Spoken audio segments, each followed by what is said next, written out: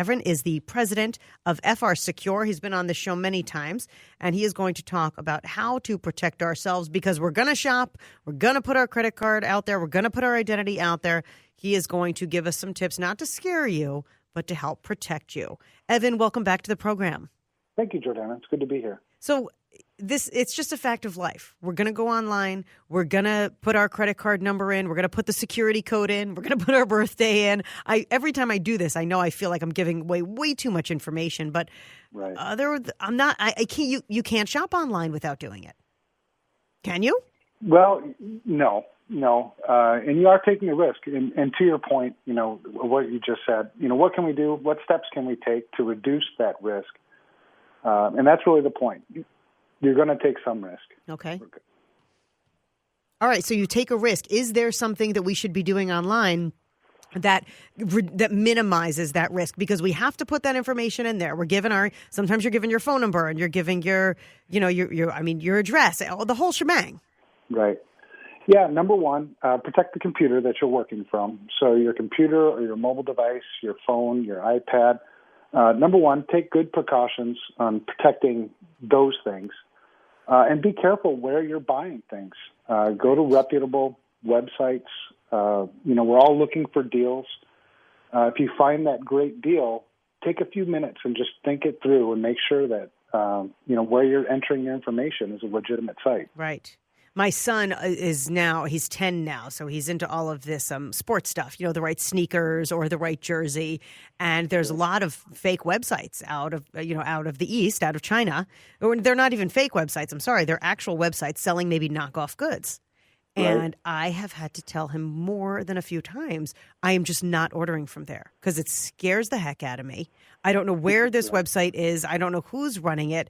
You have to do a conversion rate. I said, little dude, I'd probably have to pay more. Put it on the list because that makes me too nervous.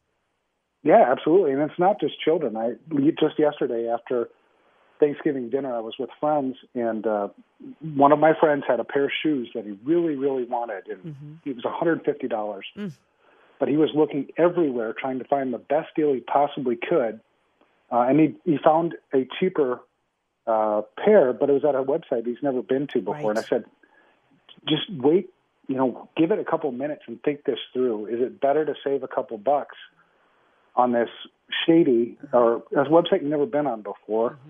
Or should I just go to the real deal and the sure thing? Are there anything on the websites? I know we're supposed to look for that little lock that's in the corner, but I feel like sometimes those could be fabricated also. Is there anything to know that a website is secure and legitimate? Well, you look at the URL. So, in the address of your browser, take some time and just read it through and make sure that it is, that there's no misspellings. They didn't add a couple of characters. Number one, and trust your instincts. If something feels a little bit off, if the deal seems a little too good, trust that, and double check. Talk to me about those credit cards. Since the Target breach here locally, well, it was a global breach, but that's a local company. Since the Target breach, we've been seeing a lot more chip cards. It was a big push to go to those chip cards. Is it safer to shop using a chip card?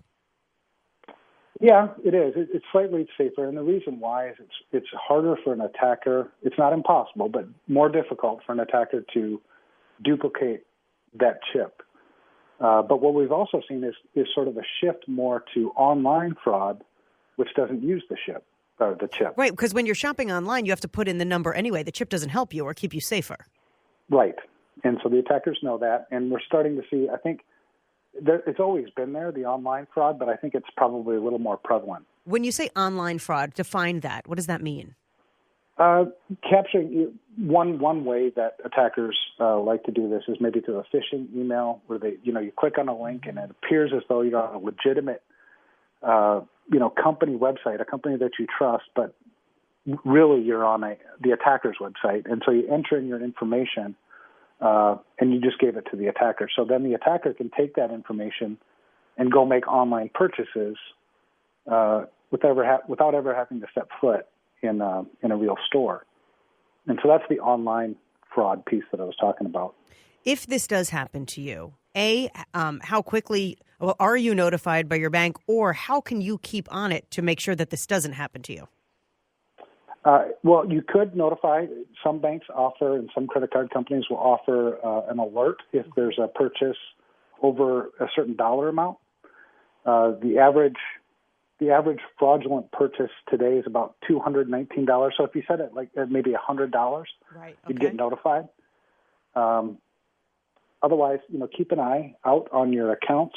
And what I do is I always have multiple cards. So one card I'm using for purchases this holiday season, and another card I'm just not using at all. So if one card does get compromised, I've got my backup card so I can still make those purchases. I know we're protected via credit card, but my daughter only has a debit card. She's 13. She got a debit card after her bat mitzvah. We put, a couple $100s on there, that kind of thing. But that, obviously it's linked to her bank account. Is that more dangerous for online shopping? Well, it depends on who you talk to. In some cases, it's actually safer because I have, if I'm using the debit card, I have the PIN, I have that second factor of authentication. The one thing about debit cards, you will get all your money back if that account gets hacked, but it may take a little bit longer. And that's real money that you have in a real account. Right. As opposed to a credit card where, I don't have to pay it until I get my next statement. And the credit card companies are great about that, though. Are you saying you'll get your money back, more likely to get your money back from a debit account or a credit account? No, you'll get them back at either one. Okay. But in a credit card fraud, the investigation is usually much faster, and you're not out any money out of a real account. Right. It's scary. It's a scary world. Evan Francen, I'm speaking with Evan Francen. He's the president of FRSecure. Evan, what else do we need to know while shopping online this season?